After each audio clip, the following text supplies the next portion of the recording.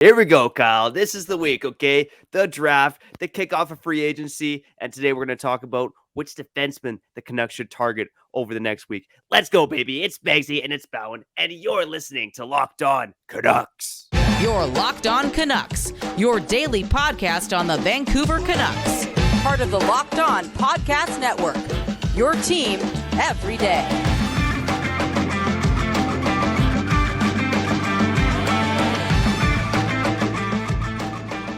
Hello, and thanks for hitting the play button on today's episode of Locked On Canucks. My name is Trevor Beggs, Canucks writer and credentialed media member for Daily Hive Vancouver. And before we dive into the show, we want to thank you for listening to Locked On Canucks. It's your team every day. Make sure you subscribe or follow for free on YouTube or wherever you listen to podcasts.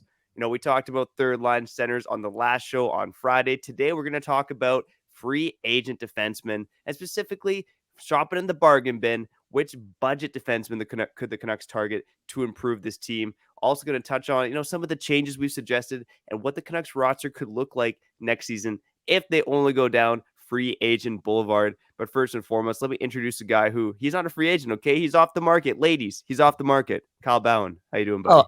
Oh, I thought you were going to say podcast networks. Kyle's off the market. Off the market, okay? Got my own network, and I got this. Locked On Canucks, your team every day. Again, subscribe and leave us a review wherever you listen to podcasts, okay? For real. We'll get the comment corner at the end of the episode.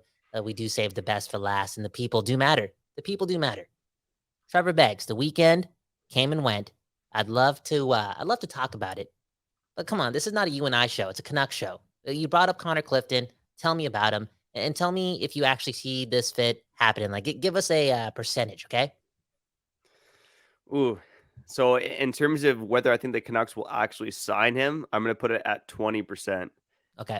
And that's because, I think there's a craving among this management group to, improve the size of this blue line, get some big bodies in there. But here's the thing, Connor Clifton, he's listed at 5'11", 190 pounds. So again, not the biggest guy in the world, but he plays bigger than his size, okay? So last season, again, Connor Clifton, had the 10th highest hit total among all NHL defensemen. Whoa. Again, that's pretty impressive total for a little guy. And you watch some clips of this guy, he could chuck the weight around. It's actually really impressive what he could do for a guy of his size. And I just like a lot of what he brought to the Boston Bruins last season. He's been mainly a third pairing defenseman for their team, but he's been able to step up and succeed, play with elite defensemen in that lineup. So, specifically last season, this guy spent a good chunk of time with Hampus Lindholm when there was injuries on that Boston blue line, and he looked great alongside him. Their underlying numbers were stellar, and really Connor Clifton's underlying numbers in general have been stellar in Boston, except for when he played with Derek Forbort. So, Derek Forbort's another guy on that Boston blue line who, Boston's got a lot of cap problems, and I think we should talk about some trade targets from their team among blue liners. But pretty bad underlying numbers with Derek Forbort. But when Clifton was without Forbort, his underlying numbers last season were sparkling, whereas Forbort's tanked without Connor Clifton. So, Whoa. Honestly, I think the ideal thing is to get a big defenseman beside Quinn Hughes. People are saying Luke Schenn. I honestly really like the fit of Connor Clifton beside Quinn Hughes. Ethan Bear also succeeded with Quinn Hughes last season. He's not the biggest guy in the world. Connor Clifton is about the same size as Ethan Bear, but he plays a lot bigger than his size. But what do you think, Kyle? Do you think the Canucks are going to target Connor Clifton? Two guys sub 6 foot on your top pairing. Do you think that's at all an option for the Vancouver Canucks? Well, I think it is because there has to be some question marks, going towards the whole Ethan Bear situation, right? For real. You got to think about that. So can they replace a guy like Ethan Bear with this guy, Connor Clifton? Could they? The answer is yes, based on your report. And as far as the whole throwing your weight around, bringing that intensity, the Canucks definitely need that. And they lost some without Luke Schenn. They're going to lose some if they don't get Luke Schenn back, especially coming from the back end. And with all that being said, I still don't think this team should bring back Luke Schenn. I think it's got to change. It's got to change directly with the players. And if you want to replace some intensity and some physicality with this dude right here, I think that could be an option. And I know Boston hasn't won a lot of playoff games. I mean, they've been relatively successful in general. I know last year was weird in the playoffs, but they need some winners. You know what I'm saying? They need some successful NHL players when it comes to the games on their roster. I like it, man. Could they replace Ethan Bear with Connor Clifton? Why not? Yeah, and I think with Connor Clifton, just the price point is going to be, really valuable to the Canucks. I think his projected contract from AFP Analytics is just a shade under 2 million. Mhm. I kind of have this guy getting around 2-ish million on the open market. He has a right shot defenseman, so teams like that. But I just think, the size element and the fact that maybe he's not a brand name will have him maybe being a bit undervalued. But for me, he's probably one of my favorite players to sign in free agency for the Canucks, or I guess any team for that matter, and hit above his salary and bring some extra value, which again, we've talked about it time and time again here, Value Kyle. It's matters, exactly baby. what the Canucks team. Yo, the Canucks need to ball on a budget. They need to ball on a budget. And I know this is what I'm hearing around the NHL. This is how some GMs, based on my sources, are talking about free agency this time around. Okay. It's like going tuna fishing or tuna hunting in a pool full of sardines. Okay. That's what I'm hearing. That's what I'm hearing on the daily. Those are the text messages I'm getting. Okay. Tuna fishing in a pool full of sardines. Okay. That's what they're saying. It's gonna be tough out here, but the Canucks need to ball out here, but do it on a budget. They need to get the boat off of Craigslist and make the most out of it. You know what I'm saying? Because we've been through it before. The trauma, the free agent trauma. We're the poster child of what you should not be doing on July 1st. Now, with all this being said, I thought about this on the drive to the studio. And the only reason I was thinking about it was because of, local radio, Halford and Bruff. They were talking about how Neil Zaman, Dakota Joshua, Andre Kuzmenko,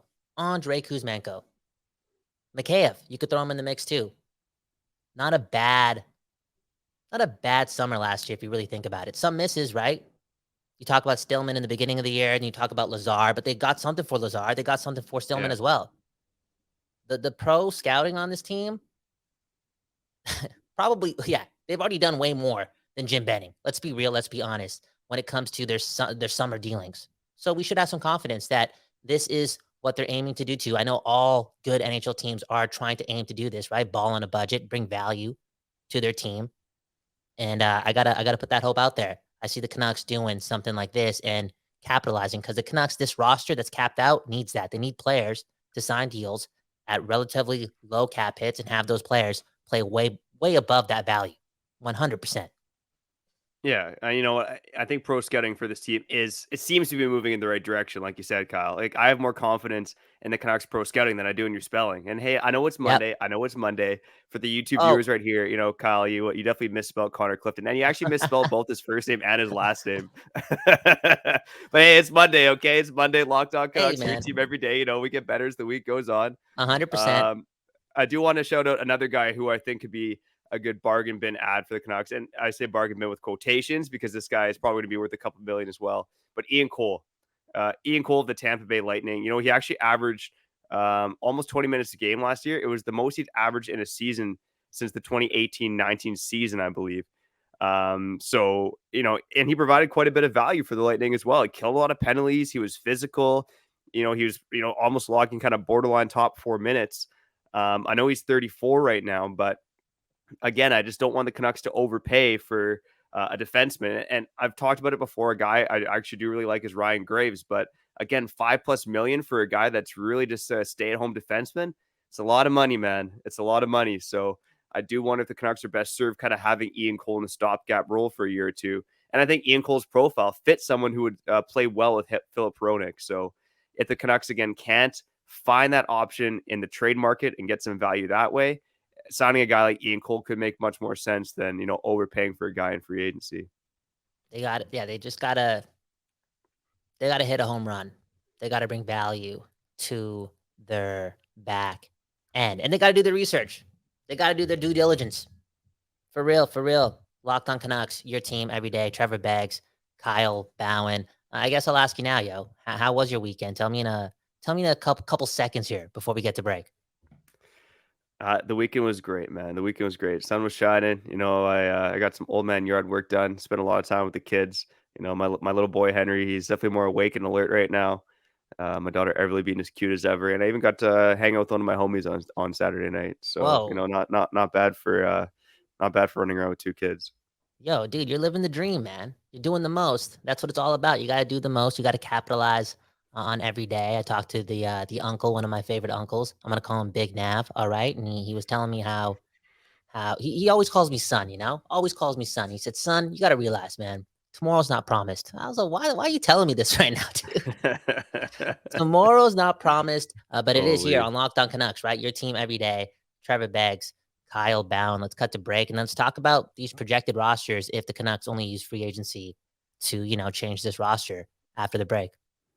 Yeah, I'm not sure if the Canucks are going to be a championship team overnight by just using free agency this offseason. But hey, I'll tell you what, there's a championship team over at eBay Motors. And you know what they say at eBay Motors for a championship team? It's all about making sure every player is a perfect fit. And it's the same when it comes to your vehicle. Every part needs to fit just right.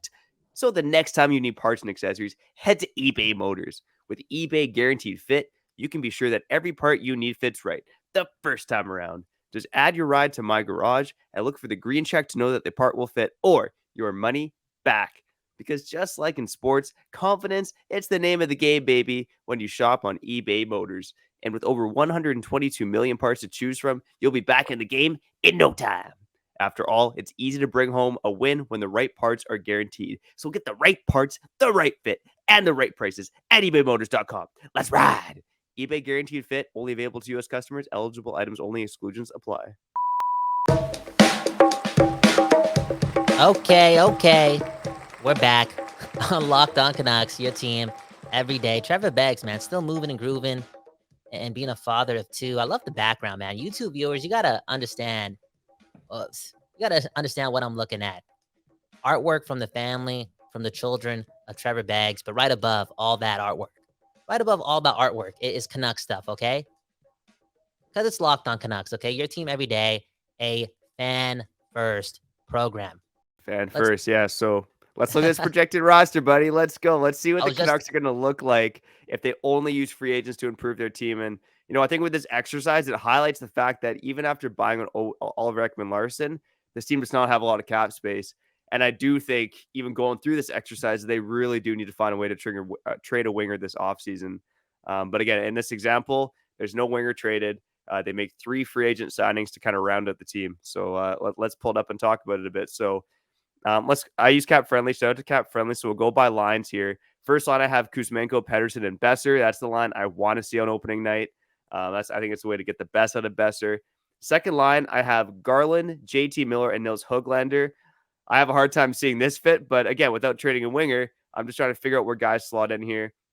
I have 2 guys with top 6 talent alongside JT Miller. Third line, I have Anthony Beauvillier, Ilya Mikheyev, centered by Pius Suter. So I have the Canucks signing Suter to a 3-year deal, $9 million, so $3 million a season. And on the fourth line, I have Podkolzin, Amon, and Joshua. So on the defense, we talked about the 2 guys who are going to help round it out, but I have Quinn Hughes playing alongside Connor Clifton on the top pairing. Clifton signing a 2-year deal, $2 million a season. Second pairing, I have Ian Cole. He's signs another 1-year, $3 million deal, exactly the same as he did last summer to play with Phil Pronik. And then I have Jack Rathbone and Tyler Myers on the third pairing. I will say that I'm not sure if it's going to be Rathbone or Brisebois or Willanen or whatever. But I think there could be some bargain bin options on the free agent market, too, if the Canucks want to improve their size, like Nico Mikkola from the New York Rangers. Analytics don't love him, doesn't put up a lot of offense, but he's big, physical, can kill penalties. Andreas Englund, he's a 6'3", 190-pound Swedish defenseman. Can bring some size and sandpaper to the lineup as well. So there is some bargain bin options out there for the Canucks. Parker Wotherspoon from the Islanders. He's a Group 6 UFA. He's from Surrey, buddy. He's from Surrey. Shout out to Surrey. Okay. Surrey's Canucks show here. So Parker Wotherspoon, I think, could be maybe another option for the Canucks on that third pairing there. Dude, But holy again, moly, dude. This guy went tier 6 free agent for the Minnesota Wild. What's his name? Peter Wotherspoon, Parker Wotherspoon, buddy. Parker Wotherspoon. Peter or Parker? Peter Parker, yeah. Spider-Man's joining the team, buddy. Now the Canucks are winning the cup for sure. Holy dude, man. Peter Wotherspoon, man. This guy's doing his research. And you're pulling for Surrey, man, which I like, man. You're pulling for Surrey. That's the only reason you brought that dude up. Let's not sign Ian Cole. Let's sign this guy, okay? Let's get this guy in there and give him a shot, okay? Surrey matters. The future lives here. I was driving in Surrey yesterday, looking for some stuff at Shoppers Drug Mart, and I was in front of a sign for a restaurant called Chicken World, and they were selling a chicken burger called the Walla Jat Burger. The Walla Jat Burger, okay? The Walla Jat. I don't know how to say it. Whatever, right? It's a triple chicken burger, dude. A triple chicken burger. Could you eat a triple chicken burger? Oh, Unbelievable. 100% I could, dude. Come on. I'm hungrier in dad life, you know? It's playing with kids takes a lot of energy out of me. Oh, true. Okay, 100%. Okay, so I know this is something that you don't see happening. You don't see the Vancouver Canucks only using this in their toolkit, right? Free agency. They're going to make trades, and they still need some breathing room, and they still got work to do in preparation for next summer, right? Sign Patterson. Who, after doing all this math and doing this cap friendly stuff and seeing what the Canucks have done over the last 10 days, on this Monday, going into draft week, who is the winger that you see this team trading? Is it still Connor Garland? Are they going to listen to Brock Besser, even though he wants to stay here? Is it Beauvillier, even though they seem to really like the player? Who is it? I mean, I feel like it's Connor Garland, right? Mhm. I just think you're not getting the value for Besser in the trade market, so I don't think he's going in anywhere. I think the Canucks probably should trade Beauvillier because that's what you're going to get the most value through doing. But I think the Canucks like Beauvillier from everything I've heard and read. So I do think it's Connor Garland at the end of the day. So I'm curious to see if a move actually works out. I will say we talked about it before, trading Brock Besser for 7 pricey centers, blah, blah, blah. Every day is no. Even if you're an occasionalist, you probably heard us bring it up before because I talked about it quite a bit. But one move I could see happening is potentially a trade to the New York Islanders. So Connor Garland for Jean-Gabriel Pageau. They have pretty much identical cap hits. They're both have 3 years left on their deals. Connor Garland making $4.95 million. Jean-Gabriel Pageau making $5 million bucks. So I could certainly see a world where you're trading Garland for Jean-Gabriel Pageau because the Islanders, they still need some offensive pop. They're still lacking that, even though they traded for Bo Horvat. I'll tell you that for free. Bo Horvat ain't bringing it at even strength, okay? So Connor Garland, he does bring it at even strength. And again, the Islanders, they need to get off some money. And I think Jean-Gabriel Pageau could be a casualty there because he's a luxury piece for that team as a third line center. You've been trying to make this trade for weeks, man. You've been trying to make this trade for weeks. And just if it does happen, anyone that's listening to Locked On Canucks, bring it up to the people, okay? Because Trevor Beggs doing his research, doing his work, just throwing theories out there for the people every day on Locked On Canucks.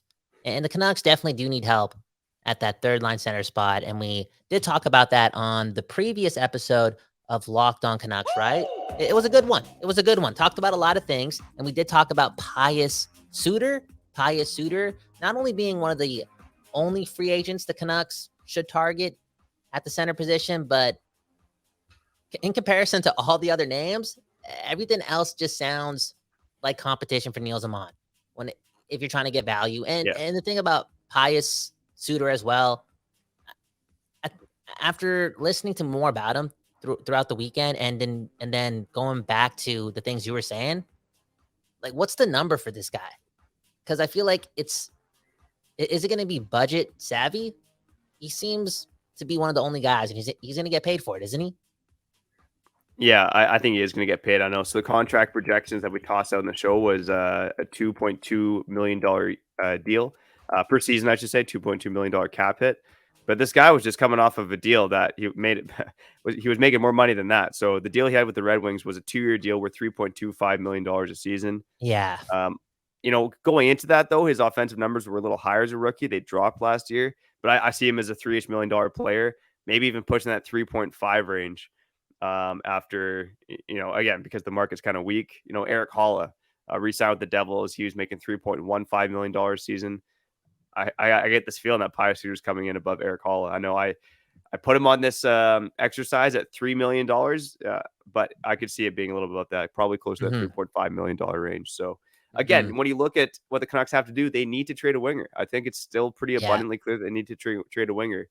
And, if you traded Garland for Pageau, Pageau costs $2 million more as a third line center. He's older than Pius Suter, but at the end of the day, you're still net positive because, Garland for Pageau, you plug that hole in your lineup and you have the $3 million in this exercise that you spent on Suter to use somewhere else in your lineup.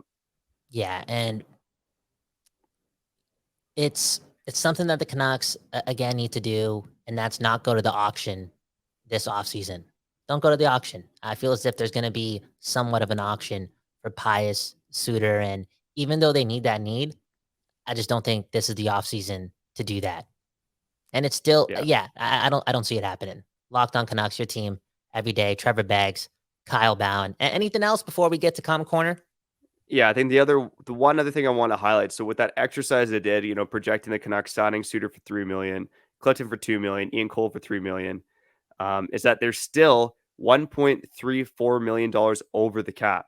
And I trimmed the roster size down to 22. So I had some scratches like I had Kyle Burrows re-signing, Jack Studnicka, Philip DiGiuseppe, all in the minors. Because again, on opening night, you need to have Tucker Poolman and Tanner Pearson on the roster before they can go to LTIR. So in this exercise, you could paper Niels Amon and Vasily Podkolzin down in the minors, and then still have enough cap space. But again, it's so tight, right? So the Canucks would basically have 20 guys on their roster, 2 of them being Poolman and Pearson, and then they'd just be under the cap going to next season. So again, we've mentioned it before, every Dayers know, but there could be a bigger move to be made once the season starts, once you have Tucker Poolman and Tanner Pearson on LTIR. Yeah, and it just goes back to the OEL move can't be the only move. It can't be the only way you get creative / cut cap away from this team. It's just the truth. It's a lot of things, man. And the other thing that the Canucks have to be, I don't want to say fearful of, but they got to be ready for it. And that's Tanner Pearson doing whatever it takes to play hockey again. Yeah. And that's I 100% agree. That's another 3+ on the books. And it's going to be a really interesting summer for the Vancouver Canucks. It always is. Always. Always interesting in Vancouver. And speaking of what else is interesting, make sure you go check out the Locked On 2023 NHL Mock Draft Special wherever you stream podcasts or on YouTube. We had Gil Martin and Hadi Kalakechi. Oh, man, that's a hard last name. Yeah, you did not say that name right. Sorry. Sorry, they broke down every selection for the Locked On NHL hosts. I ended up picking David Reinbacher for the Canucks at 11th overall. I said it here on the show, maybe a bit of draft regret that I didn't go with Simashev, but go make sure you check that out wherever you stream podcast for the full Locked On NHL mock draft. All right, people, you're back. Locked On Canucks, your team every day. Trevor Beggs, Kyle Bhawan, comment corner, man. Comment corner off of the last video. Pius Suter, not a lot of Pius Suter talk in the comments. We did have this person, Chris Burgess. Vancouver is the best city in Canada, and British Columbia is the best province in Canada. Not even close. A lot of West Coast bias on this network, right? Well, on this side of the network, and rightfully so. We love the West Coast bias. We really do. That being said, Surrey is the best city in British Columbia, okay? Do you guys got the Walla Jut burger, okay? The triple chicken? Y'all got the triple chicken, the Walla Jut? Y'all don't have that. Y'all don't have Surrey. The future lives in Surrey, and Surrey's loyal. Surrey's loyal, yo. The people out in Surrey, pretty loyal. Second comment, we got Adam Lee 007. He said, I care what my kids are taught. Now, this is coming off of what I said, right? A lot of propaganda. I think I just went on a spiel and said, who cares what the media? Who cares what the media is telling your kids, right? Blah, blah, blah. Obviously a naive and ignorant thing to say because I'm not even close to having those children, and children are a touchy subject, right? I think what I was trying to get at is how fearful I am of the future because it's coming. We're already all addicted to our phones. Most likely, I've been around a lot of kids addicted to iPads already, right? They're seeing things all the time. They're presented to the media all the time. And now we're getting those glasses. Everyone's going to have AR stuff on all the time and even more of a connection to some sort of media. And it's just the right time to enforce people thinking for themselves. People got to think for themselves, dude. Do the research and think for yourself. And don't be so influenced by what we see on our screens because everyone's got a camera, everyone's producing stuff, and not everyone has to be like listened to or heard or have influence, and there's just going to be, again, so much more screen time happening in the near future. And it's scary, man. It's scary. That being said, I'm not having kids anytime soon. So I get why that might have pissed off some people. Okay.